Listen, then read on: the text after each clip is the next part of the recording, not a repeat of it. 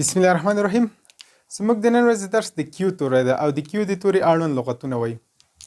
words for کیو د کیو لپاره لغتونه موږ مخکې لیکچرو کې ویل چې کیو د قاف اواز ورکوي او تلفظ کیږي کاپ یا د کاپ اواز هم ورکوي.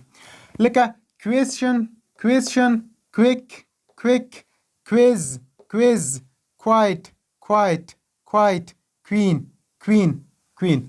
question پوښتنه، quick تیز یا چټک، quiz ازموینه، quiet غلی یا چپ، queen ملکه، Q-U-E-S-T-I-O-N question، Q-U-I-C-K quick، Q-U-I-Z-E quiz، Q-U-I-E-T quiet، Q-U-E-E-N queen. اوس راځو د ګرامر برخې ته.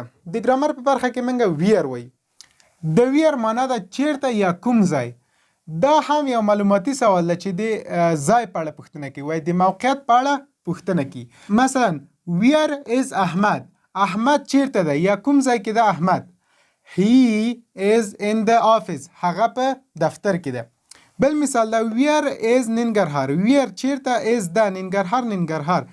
it is هغه ده in the east of افغانستان، د افغانستان په ختیځ کې.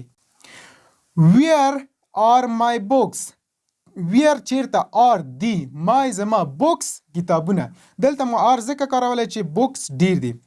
اوس وایي دی آر هغه دی ان یور بیگ، ستا په بیگ کې.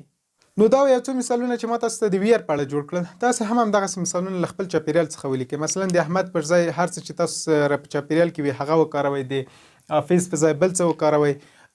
تاسو په پریپوزیشن هم پوه شوي یاستئ، په ډیس ډټ هم پوه شوي یاستئ، په آی یو وی دی هم پوه شوي یاستئ، په ټو بي ورب هم پوه شوي یاستئ. نو تاسو کولی شئ چې عادي جملې ښې ډېرې جوړې کړئ، مثلا لسګونه یا سلګونه جملې هم جوړولی شئ. نو دا زموږ د نن ورځې درس. په دې هیله چې د خوښۍ وړ مو ګرځېدلی اوسیږي. ښاد او بریالي اوسیږئ.